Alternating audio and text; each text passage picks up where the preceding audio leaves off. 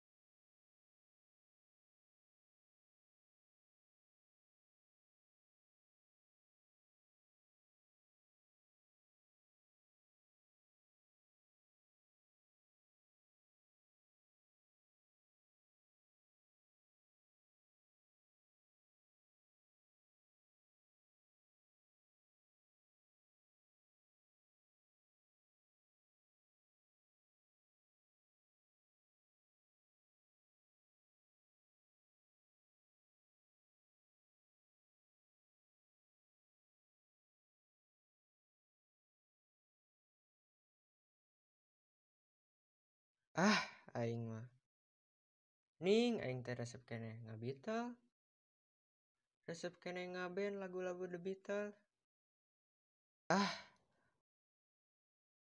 Puas pisan mun keur aksi panggung. Asa Paul McCartney we urang. Awe geulis teh cing ngajarerit.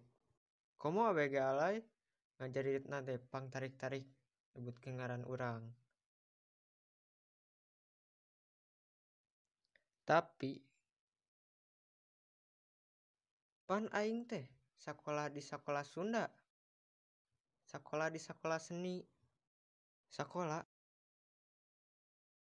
ngajarkeun ngamumule jeung ngakokole seni budaya Sunda. Aing sakola di dieu teh beunang kahayang sorangan. Lain, pan aing teh mumbul. Ngan kolot keukeuh hayang sakola di dieu. Tapi aing teu bisa nanaon. Teu wawuh kana panakol-panakol sora acan. Aing mah pan ukur anak band. Cek baturan mah meh kabeh bisa. Nu ngendang, nu nyuling, kacapi, jeung sajabana. Ai aing.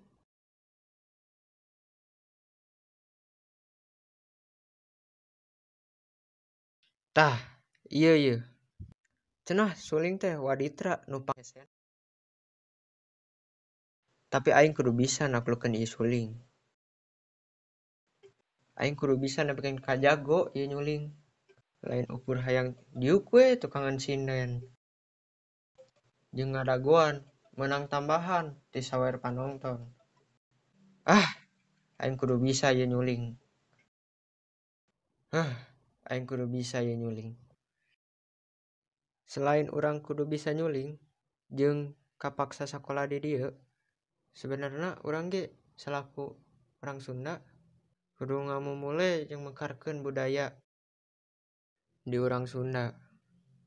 Lain saukur urang hayang jiga barat ngaben.